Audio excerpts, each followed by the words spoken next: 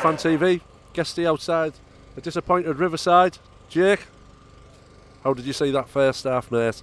First half was absolutely appalling, I thought. I mean, the mistake happened, they do happen, but we just didn't create, We were passing it around, one wing to the other. We got it on the left, in the middle, then to the right, and it was a lot of that. Traore had a couple of runs, Johnson had a couple of runs, but it was just a lot of nothing. We let them, when they got the ball, we were pressing them, but we weren't really doing it with that high intensity that you expect to see in these last few weeks.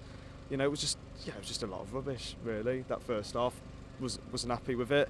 Went in half time and I just thought it's going to be one of these games, isn't it? We didn't create anything at all, really. No, we were the first half. It was that predictive passing across the back. What it reminded me of was a lot of last season again. Where we'd get the ball, we'd give it to Traore, we'd let him do a couple of runs, fans would get out the seat, and then you'd think, we've done something. Then when you reflect on it, you go, actually, we've done nothing here. They've got a goal, a sloppy goal again, which shouldn't be happening. Those mistakes, they cost you points at this level. And today, that's 3 points dropped. Simple as, no other way you can cover that. It's 3 points gone against a team we should be beating. Did anybody in the first half cover themselves with glory, do you think? No, not really. I thought everyone on that pitch was average. I thought the defence looked very bang average. Obviously, you have the mistake. I thought Fry, he did the mistake, and he's a young lad. We've got to remember that. But he just looked really nervous tonight. I don't know what it was, because these last few weeks he's looked a real leader at that back, and he's just looked.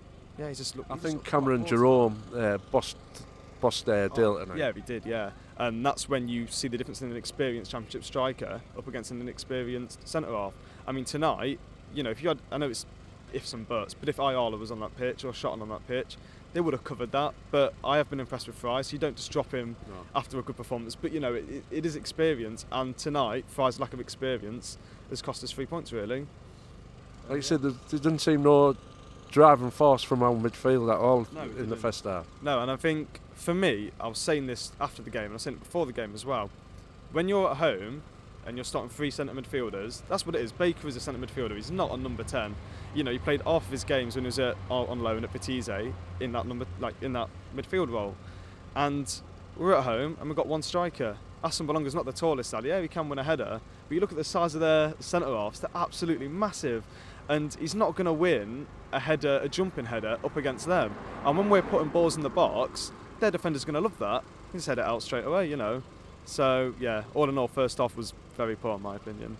Players came out early the second half. Do you think they'd had a roasting? I think they had.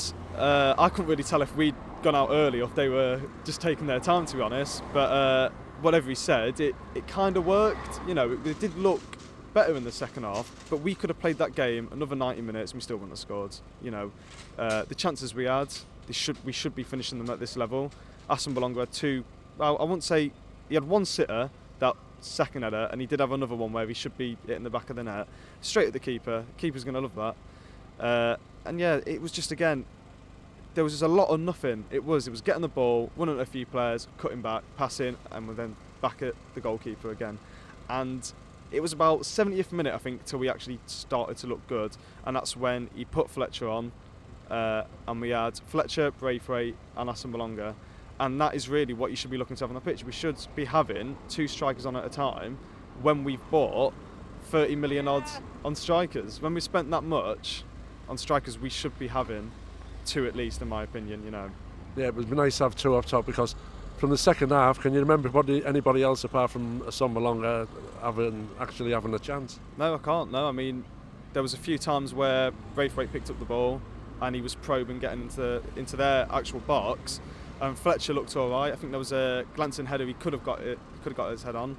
There was a few decent balls, I thought, from Christie. I thought if anyone came out that game from starting to the finish, came out with any sort of real credit, was him, because he was getting the ball down that wing. He was looking to beat his man every now and again when he could, and he was putting some good crosses in. He put 2 really good crosses in for Aston Bolonga, and he should be scoring from them. But yeah, attacking wise, it was just quite poor. Gary Monk changed it by bringing Clayton off, and bringing Fletcher on, and like you say, Norwich barely came out of their half once that happened. I mean, they came here for a point, simple as, and we've gifted them 3 points. that's the way you have to look at it here. They came here and they were time wasting from the second it kicked off. You know, they were on the floor, they're taking the time with the throw-ins, taking the time with the goal kicks, and you know, you get that when you come here. I said before, I think when I came on after the Burton game, we're every team's cup final, and again that was shown tonight. They've come here, they've sat back, and they've got the 3 points. So yeah, it's just one of them. These games are going to happen, but you've got to have the firepower and you've got to have a backup plan to go out and then turn these over. We have got lucky in the last 2 games, I'd say. Like as someone said on here before, coming back from behind isn't a habit you want to get into, because it's a very bad habit, because once you go 1-0 behind, it can play on the players' minds. And I think a lot of that goes back into the mentality of last season.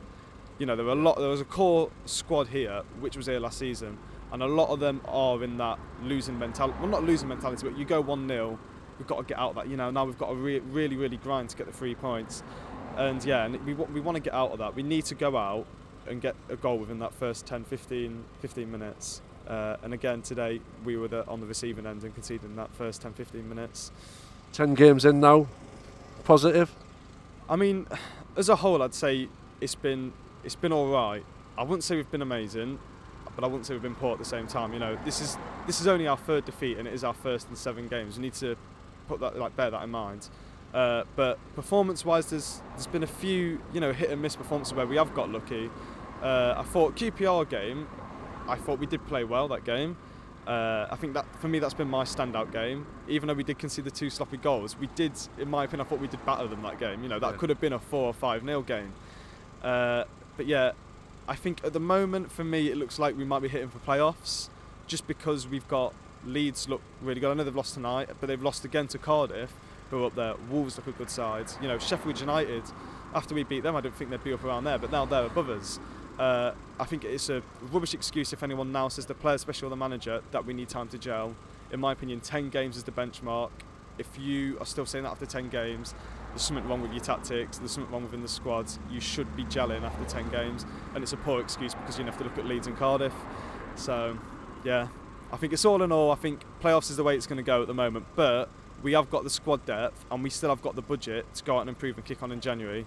So I'd reassess it at the end of January, basically, how I think we're going to do. Brilliant, mate. Cheers. Fantastic interview. Cheers. Thanks for coming on BoroFanTV.